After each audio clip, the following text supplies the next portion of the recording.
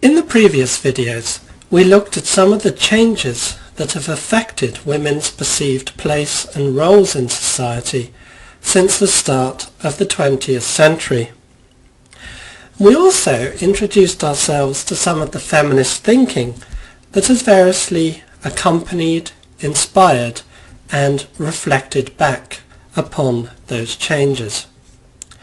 For the rest of this lesson, we're going to focus on samples of the work of three major women writers in the 20th and 21st centuries. And what we're going to do is look at the different kinds of women's experience they represent, based as they are in different places, in different times, and occurring within very different situations. So to begin with, we're going to look at the work of Virginia Woolf, who's really extremely important for all women's writing in English since the start of the 20th century. The pieces we'll look at come from the middle of the 1920s and the very start of the 1930s. After that, we'll move on to I should have said Virginia Woolf was a British writer who lived in London. And after that, we're going to move on to the South African writer Nadine Gordimer and look at one of her short stories from 1975. And then we're going to come right up to date with a short story published in 2014 by the Canadian novelist Margaret Atwood. And for each text, we're of course going to do something that we always do. We're going to focus very much upon the style of writing. But we're going to concentrate particularly on how it is that the various and different literary techniques each of them employs are used to express each particular woman character's experience. And we're going to consider then which ideas of gender are in play in each of these texts and how important gender is for what happens or what shapes what happens for the individual characters involved. So we're starting then with Virginia Woolf. Now, Virginia Woolf is an extremely important writer for a whole host of reasons. One of them simply is that she is unquestionably one of the great writers of the 20th century. But what makes her, I think, very important as both a woman writer and a writer about women is that she was living through and writing about a period of intensive change in British society with all the consequences that this held for women.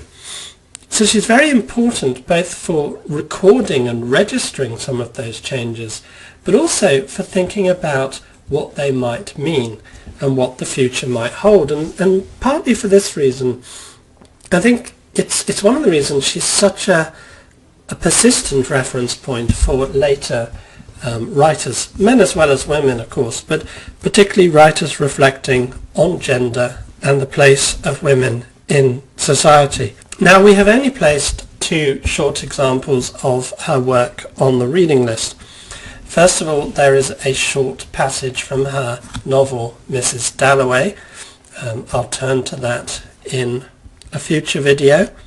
And then there's the edited version of a speech she gave to a branch of the National Society for Women's Service in early 1931 called Professions for Women. And I've already talked about that at some length in earlier videos. Now, I should say, if you find yourself interested in some of the things I'm going to say about Virginia Woolf, or you like the short excerpts of her work we present here, I would really recommend that at some point in the future you find the time to read more of her work. It really is wonderful. It's not always an especially easy read. Much of it is modernist writing, and as you'll find out in a later class, modernist writing is at times intentionally difficult, but Virginia Woolf Virginia Woolf's writing is always very beautiful for one thing, but it's always very worthwhile and very provoking, both in terms of thought-provoking and quite emotionally so as well. Alright, so who was Virginia Woolf? Well, she was born, as you can see, in 1882, and she was born into a very literary family. Her father, in fact, Leslie Stephen, was the general editor or the first editor for the British Dictionary of National Biography.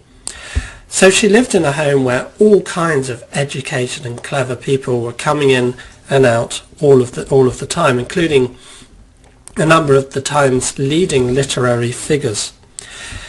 So a consequence of all this then is that she received a very enlightened, a very deep and a very broad education simply by being at home, being around her father, being around her father's friends, and so on and so forth. But whereas her brothers were sent to expensive schools and then went to University of Cambridge, Virginia herself was not allowed to do these things. Her father kept her at home. Now, she was clearly a brilliant woman, very, very clever, very, very talented. You know, it seems an obvious crime to us now that whereas her brothers could get this wonderful education, she could not. And this is something that she continued to resent throughout her life. And it's not surprising then that it really crops up as a persistent topic in her writings, the lack of women's access to education. And even by the time when education had begun to open up for women, Virginia Woolf is thinking about all the opportunities in society, all the professions that have been open to women. And she says, well, but we haven't had the same education as the men. How can we still participate in this? So education was a very important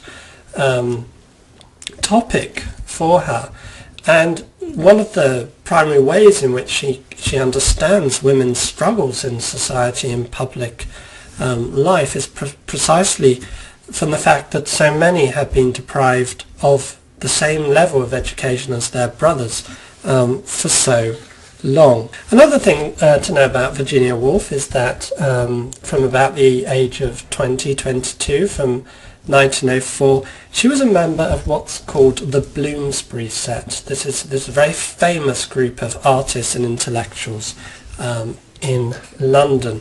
You might be interested, those of you who are Harry Potter fans, for example, that Harry Potter is published by Bloomsbury Publishing. It sort of comes from the same tradition.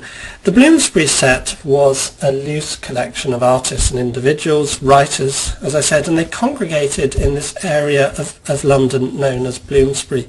If you visit it today or you know London, it's a very, very charming, pleasant part of the city. It's quite central. The British Museum is there, for example. It's full of very nice houses and parks. And with her husband, Leonard Woolf, Virginia Woolf ran a publishing press, the Hogarth Press, which included printing a number of her own novels, which earned the couple good sums of money, but also publishing other leading writers of the time, such as T.S. Eliot, who you will also be coming across later in the course. And it's likely that Virginia Woolf, well, it's not likely, it's pretty certain that Virginia Woolf discussed her ideas and her thinking and her responses to issues of the kind she addresses in these texts with this wide group of artists and intellectuals. I've placed on the screen just a short selection of her novels, perhaps the three most famous, Mrs. Dalloway, To the Lighthouse and Orlando. I've chosen these three in particular, though, because they all have important women characters sitting at the centre, and we explore those characters, both their own thoughts, but how other people relate to them. Orlando is a bit different from the others. It's quite an intriguing book. It's about a central character who lives for several hundred years and every so often swaps gender. So gender is very much a part of that novel, as it is a part of many others. Now, you may have heard already of Virginia Woolf, either by having read her material, or perhaps you've either read the book or seen the film of The Hours, which in part depicts some of her life and later, or women living in later times and places, influenced by her book, Mrs. Dalloway. Virginia Woolf did end up taking her own life in 1941. She suffered from mental struggles, psychological struggles throughout her life. The First World War hit her terribly, made her feel very sort of uneasy and uncertain.